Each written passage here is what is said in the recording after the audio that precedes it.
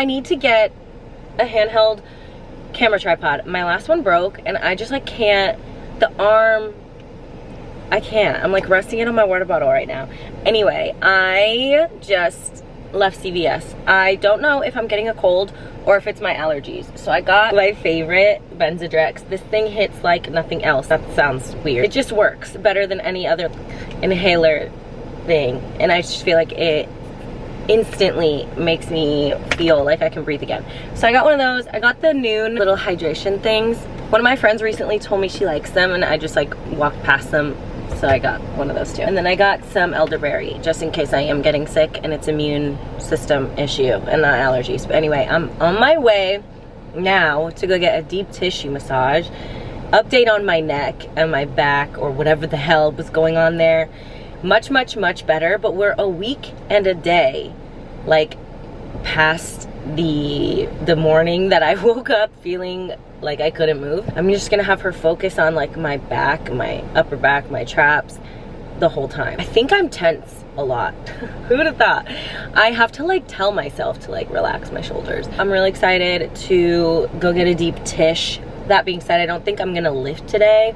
I did 20 minutes of cardio this morning. I'll probably do the sauna at some point, but I think I'm gonna need a little bit of like recovery after that. So that's the plan. I'm headed over there now. It wasn't like a situation where I was lifting and like, there's nothing.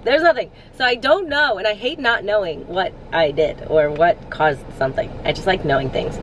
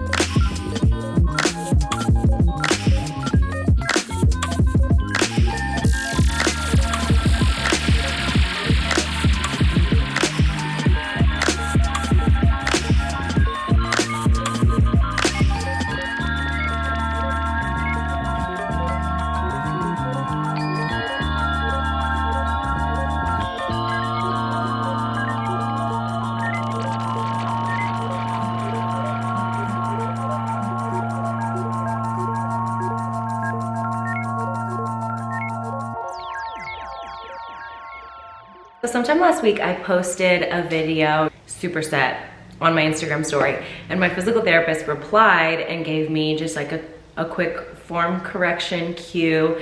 So I screenshot that and put it on my story. I will insert it here. Just wrote a quick little blurb talking about how I've been going to physical therapy for the past couple months, how I've been really seeing improvements, and we've been working on form and just correcting some things due to what we think are just like muscle imbalances, and then like performing those movements with the compensation of the muscle imbalance and how that's affected me in the longer term.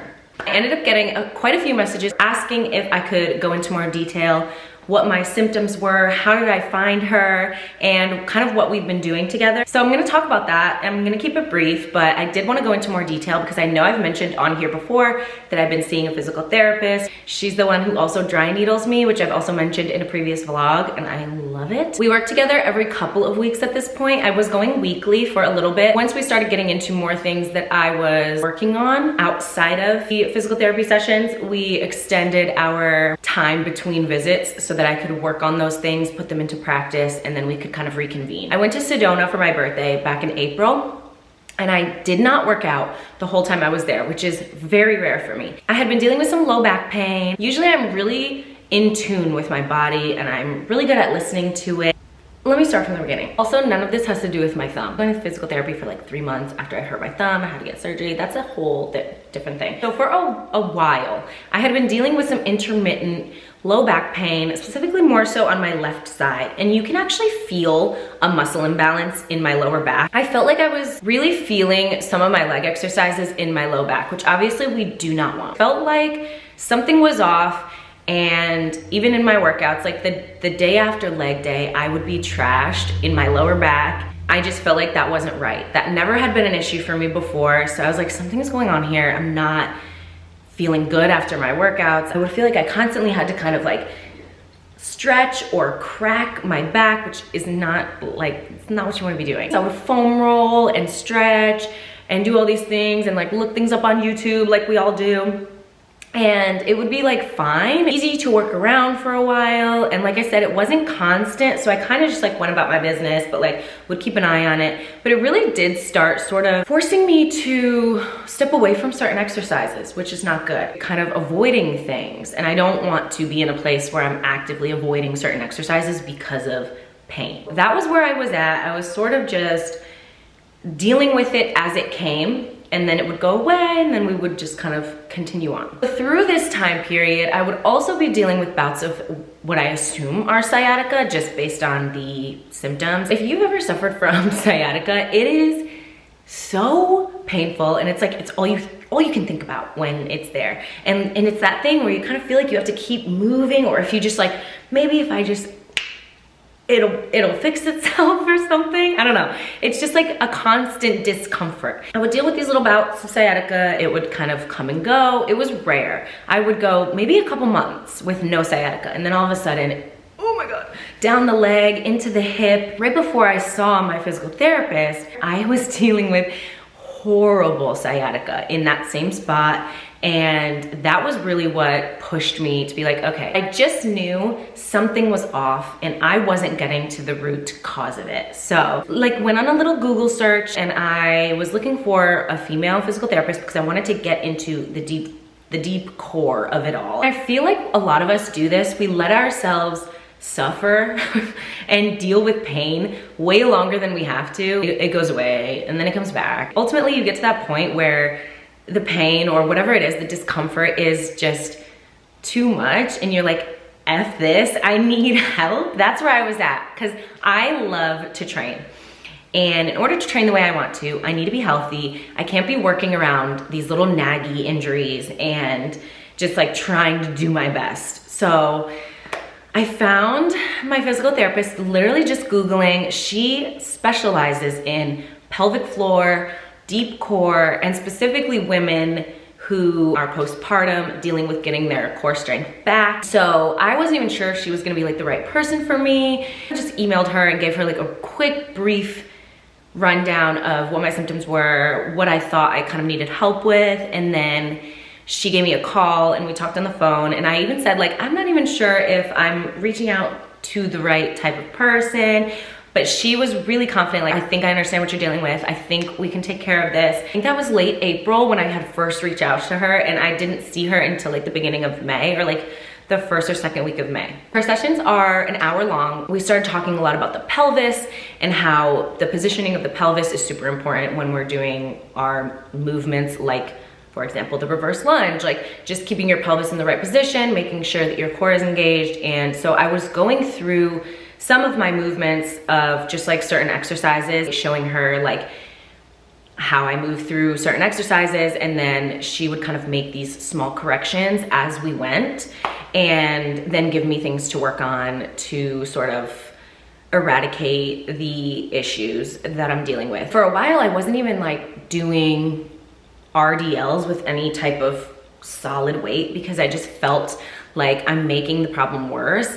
And she wanted to make sure that I was continuing to do these exercises, just like keeping my back lengthened. If I was doing a reverse lunge, I would kind of like almost crunch over this side on the right because the left is kind of being weird. These really small corrections and cues, it's insane how much they work and how much they affect like your actual proper movement pattern through any exercise. I don't know all the like language. When she tells me stuff, I'm like just trying to absorb it all, but if I regurgitate it a little bit incorrectly, my bad. For those first few weeks, really diligently working on the same things over and over again. After probably 2 weeks, I felt an improvement in that area. The sciatica, boom, gone. Haven't had it since. Hallelujah. After we kind of got into more of the movement patterns with my lifting and stuff like that, we started getting into some deep core and like I said, sort of like the placement of the pelvis, because I also run a lot, and so many of these things are super, super important for running as well, especially like where your pelvis is. Is it like tucked? Am I sort of tilting my pelvis wrong? Things like that. So then we started getting into these deep core exercises. They are humbling. And they're not necessarily like difficult movements when you look at them, but to just sort of like envision how like this area. So here's my belly button, like this area, really like the lower core engaging. And I feel like that's what I wasn't doing. Like I was bracing, tightening, but I wasn't really focused on the deep core muscles. And so really trying to just focus and get that mind muscle connection in there. It's really about like retraining your brain to send the signals to the body to like do something different.